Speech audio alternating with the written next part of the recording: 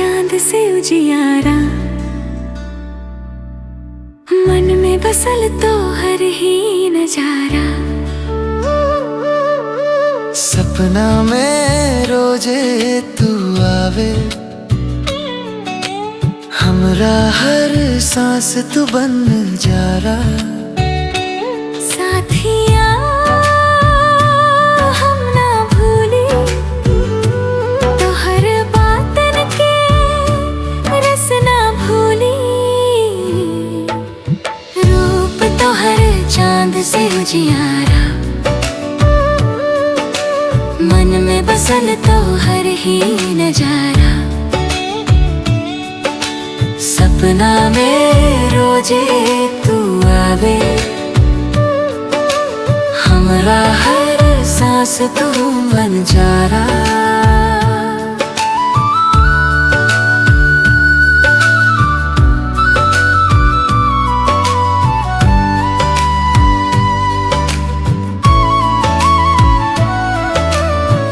रवा से जुड़ल नह के डोरी, एही में बसल जिंदगी मोरी। सुख दुख में रहब संग तोहार, ना टूटे प्रीत प्यारी। रवा बिना लागे अधूरा, जीवन लागे सुना सुना। रूप तो हर चांद से उजियारा, मन में बसल तो हर ही नजारा।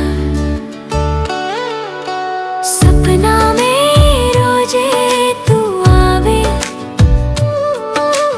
हमरा हर सांस तू बन जारा।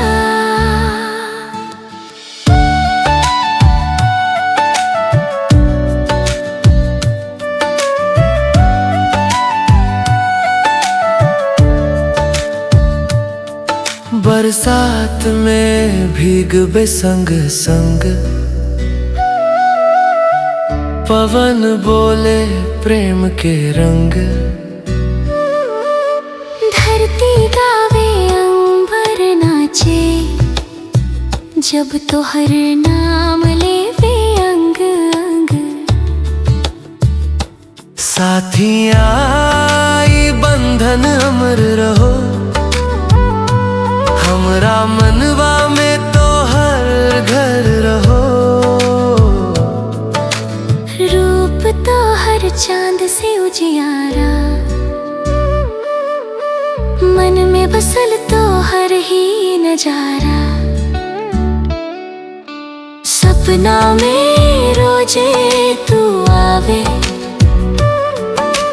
हमरा हर सांस तो बन जारा।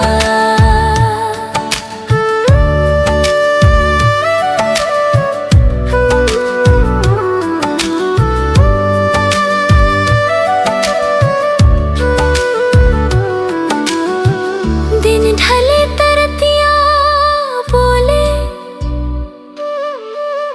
दिल तो हर याद में डोले। मंदिर सा मन बनवले बानी तोरे, तोहरा बिना पूजा न होले। सांस रहे जब तक सीना में, रोआ रही सपना मना में। रूप तो हर चांद से उजियारा, मन में बसल तो हर ही नजारा। सपना में रोजे